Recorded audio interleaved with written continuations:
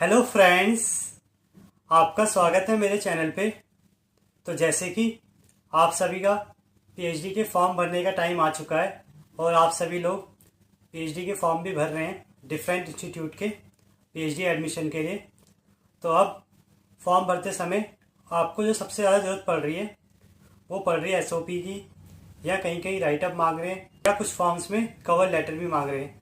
तो अब ये सब क्या होता है और कैसे इसको आपको लिखना है और क्या मेरे सैम्पल राइटअप और कवर लेटर है वो आज मैं आपके साथ शेयर करूंगा और आपको बताऊंगा ये सब लिखते समय आपको किन बातों का ध्यान रखना है और कैसे आप राइटअप या एसओपी लिख सकते हैं। तो चलिए शुरू करते हैं। सबसे पहले तो मैं आपको बता दूं, इस वीडियो में मैं आपको ये बताऊंगा कि कैसे आप cover letter, SOP, write up, research interest लिख सकते हैं और क्या इनमें फ़र्क होता है। और कुछ कुछ बच्चे रिसर्च प्रपोजल के बारे में पूछते हैं, तो क्या इसमें फ़र्क होता है और क्या चीज़ें हैं जो इनको डिफरेंट बनाती हैं। तो पहले मैं आपको ये डिस्क्राइब कर देता हूँ ताकि आपको ये तो पता हो लिखने से पहले कि आप लिख क्या रहे हैं और क्यों लिख रहे हैं। तो सबसे पहले अगर मैं आपको बताऊँ कि आपको जब कोई भी फॉर्म भरना है तो आपको जो सबसे ज़्यादा रिक्वायरमेंट है सीवी की, जो मैं बताना भूल गया था, यानी आपके पास आपका सीवी होना चाहिए, जिसे कभी कभी रिज्यूम भी कहा जाता है। और सेकंड, कवर लेटर आपके पास होना चाहिए, क्योंकि कवर लेटर में ये होता है कि आप एक तरीके से रिक्वेस्ट कर रहे हैं या बता रहे हैं कि क्यों आप किसी पोजीशन में इंटरेस्टेड है और क्या आपका बैकग्राउंड है।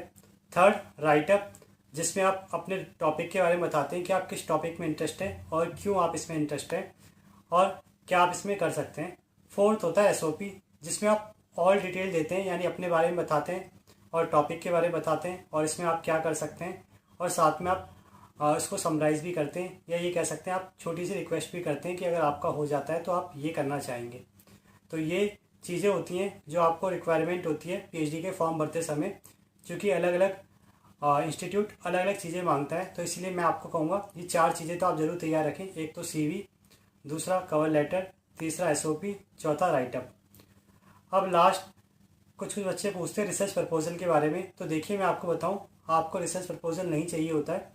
Research proposal generally post doc वालों को चाहिए होता है जो पीएचडी कर चुके होते हैं ऑलरेडी, उन्हें रिसर्च प्रपोजल लिखना होता है। रिसर्च प्रपोजल में इंक्लूड होता है कि आप क्या रिसर्च करना चाहते हैं, उसमें क्या खर्चा लगेगा, कितना टाइम लगेगा, क्या इंस्ट्रूमेंट चाहिए, कितना मैन पावर लगेगी, तो वो सब इंक्लूड होता है रिसर्च प्रपोजल में। तो research proposal generally post doc के लिए जब आप अप्लाई करते हैं तब चाहिए होता है, ना कि पीएचडी के लिए अप्लाई करते समय। तो इसीलिए आप रिसर्च प्रपोजल को भूल जाइए, बस आप इसी चीज़ में ध्यान दीजिए जो चीज़ें मैंने आपको बताई है। और सेकंड, एक और बात मैं जो आपको क्लियर करना चाहूँगा, देखिए ये बात सच है कि आप जब भी किसी आईआईटी का फॉर्म भरेंगे वहाँ पे आपको राइटअप, रिसर्च इंटरेस्ट या एसओपी टाइप कुछ मांगेंगे।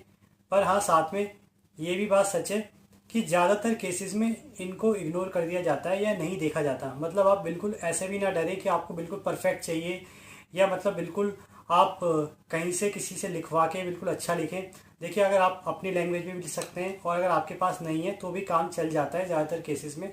और मैं अगर कहूँ तो इसकी जो वेटेज होती है वो 25% भी नहीं होती फॉर्म में, मतलब 75% आपका बैकग्राउंड ही देखा जाता है, एजुकेशनल क्वालिफिकेशन जो आपने डाली होती है फॉर्म में। और ज़्यादातर तो यही होता है, अगर आपका नेट जीआरएफ है या गेट में बहुत अच्छी रैंक है तो आपको इंटरव्यू कॉल लेटर आ ही जाएगा, चाहे आपने रिसर्च इंटरेस्ट एसओपी लिखा हो या नहीं हो। पर हाँ, फिर भी एक सेफ्टी के लिए आप अपने पास रखिए। थर्ड, मैं आपसे ये कहूँगा जब भी आप रिसर्च इंटरेस्ट लिखें तो आप कम से कम 2 टॉपिक में लिखें, कि ये हो कि अगर आपको एक ही इंस्टीट्यूट में 2 टॉपिक में अप्लाई करना हो या 2 डिपार्टमेंट में अप्लाई करना हो तो दोनों के लिए आपके पास एक अलग रिसर्च इंटरेस्ट हो, और एसओपी भले ही सेम हो पर उसके जो बीच का बैकग्राउंड होता है वहाँ पे भी जो रिसर्च इंटरेस्ट लिखना होता है वहाँ पे भी आप चेंज कर सकते हैं। तो ये चीज़ याद रखें, आप 2 टॉपिक के लिए कम से कम राइटअप या रिसर्च इंटरेस्ट लिखें और दोनों चीज़ सेम ही होती हैं।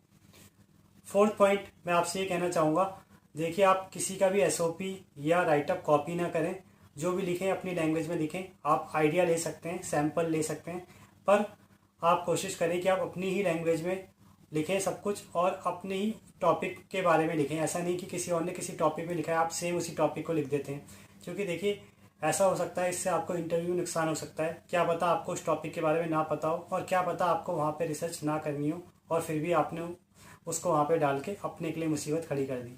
तो इस चीज़ का ध्यान रखें कि आपको किसी का राइटअप या कोई भी ऐसी चीज़ बिल्कुल कॉपी नहीं करनी है, आपको अपनी लैंग्वेज में लिखना है। और जिस चीज़ में आपको इंटरेस्ट है उस बारे में आपको लिखना है। तो ये सब कुछ बातें थी जो आपको ध्यान में रखनी है। अब ये सब चीज़ें कैसे बनानी है और क्या इनमें लिखना है उसे डिस्कस कर लेते हैं। तो सबसे पहले तो मैं आपसे बात करूँगा सीवी की। देखिए, आप सबसे ज़्यादा पूछते रहते हैं सर सीवी कैसे बनाना है और क्या लिखना है सीवी में। तो देखिए, उसके लिए मैं आपको कहूँगा गूगल प्ले स्टोर में बहुत सारी ऐप है सीवी बनाने की, और जो मैं यूज़ करता हूँ जनरली वो इंटेलिजेंट सीवी नाम की ऐप है, उसे मैं यूज़ करता हूँ। अगर आप उसको सर्च करेंगे तो आपको मिल जाएगी, और उसका लिंक भी मैं आपको डिस्क्रिप्शन बॉक्स में दे दूँगा। आप उससे अपना सीवी बना सकते हैं, और उसमें होता क्या है, अपनी पूरी डिटेल आप लिख दीजिए, अपने आप आपका एक सीवी बन के आ जाएगा। और मैं यहाँ पे आपको ये भी कहूँगा प्रोफेशनल सीवी वहाँ से डाउनलोड करना और प्रोफेशनल वाले ही टेम्पलेट चूज़ करना। सेकंड, अब आते हैं कवर लेटर की तरफ। तो जैसे कि आप स्क्रीन में देख सकते हैं, मैंने एक सैम्पल कवर लेटर दिखा रखा है। अब कवर लेटर में आपको क्या लिखना है वो मैं डिस्कस कर देता हूँ। तो कवर लेटर में आप जैसे कि स्क्रीन में देख सकते हैं, आपको पहले तो प्रोफेसर का नाम लिखना है जहाँ भी आप अप्लाई कर रहे हैं, या अगर आप इंस्टीट्यूट में अप्लाई कर रहे हैं तो इंस्टीट्यूट का नाम लिखें। और उसके बाद अपने बारे में लिखें कि आपने कहाँ से एमएससी की है या कहाँ से आपकी पढ़ाई है। आप चाहें तो बीएससी भी इसमें जोड़ सकते हैं, और उसके बाद अगर आपने कोई प्रोजेक्ट किया है तो आप उसे भी जोड़ सकते हैं, यानी आपको अपना एकेडमिक्स बैकग्राउंड बताना है। उसके बाद आप जिस भी एडवर्टाइजमेंट में अप्लाई कर रहे हैं उसके बारे में आपको लिखना है, और साथ में उस इंस्टीट्यूट के बारे में भी आप लिखें जहाँ पे आप अप्लाई कर रहे हैं, और आप बोलिए कि आप वहाँ इंटरेस्टेड हैं। और उसके बाद आप अपना सीवी जोड़ सकते हैं और बता सकते हैं कि आपका ये सीवी है, इसमें आप और एडिशनल इन्फॉर्मेशन ले सकते हैं, और साथ में आप उन्हें थैंक कर सकते हैं और उनके रिप्लाई के लिए मेल के लिए भी लिख सकते हैं। तो यानी इस चीज़ का आप ध्यान रखें कि आपको कवर लेटर में अपने बारे में और जिस प्रोजेक्ट में आप अप्लाई कर रहे हैं उसके बारे में, थर्ड अपना सीवी अटैच करके रिप्लाई के वेट के बारे में भी आप लिख सकते हैं।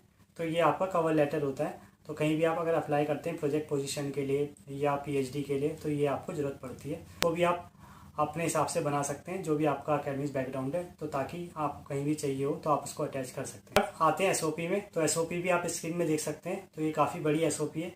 तो इसमें मैं बताऊं तो 4 पार्ट्स में एसओपी डिवाइडेड है। तो पहला पार्ट तो ये कि आप एकेडमिक बैकग्राउंड के बारे में लिखें, यानी अपना इंट्रोडक्शन दें कि आप का क्या इंट्रोडक्शन है और कैसे आप साइंस से रिलेट कर पा रहे हैं, और क्या आपने सीखा है और कहाँ से आपने अपना एजुकेशन पूरा किया है।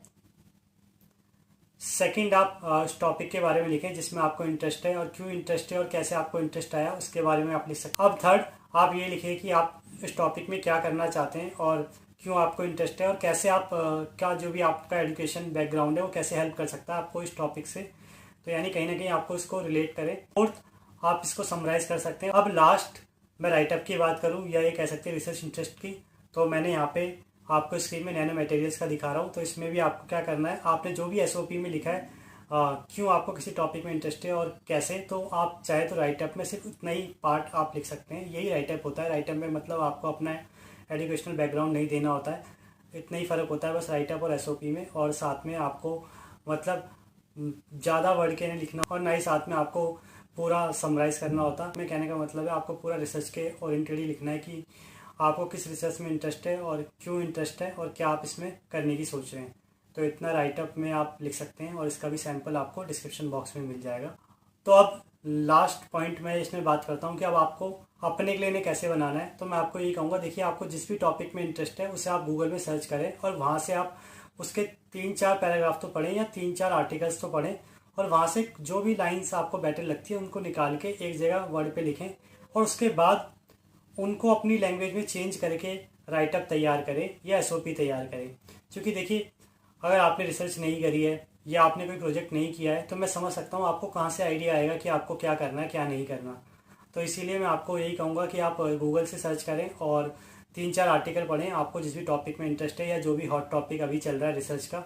और या मानिए आपको फिजिकल केमिस्ट्री में करना है तो उसके हॉट टॉपिक ढूंढिए, फिर ऑर्गेनिक में करना है तो ऑर्गेनिक के ढूंढिए, और या इनऑर्गेनिक में करना है तो उसके लेटेस्ट टॉपिक ढूंढिए, और उनकी कुछ लाइन्स एक वर्ड में लिखें और फिर उसे अपनी लैंग्वेज में लिखें। मैं ये नहीं कहूँगा आप डायरेक्ट कॉपी कर दें, फिर उसे अपनी लैंग्वेज में लिखें, और तब जाके आप एक सैम्पल एसओपी या राइटअप तैयार कर लें, ताकि जो आप हर जगह लिख सकें जब भी आप फॉर्म भरें पीएचडी के।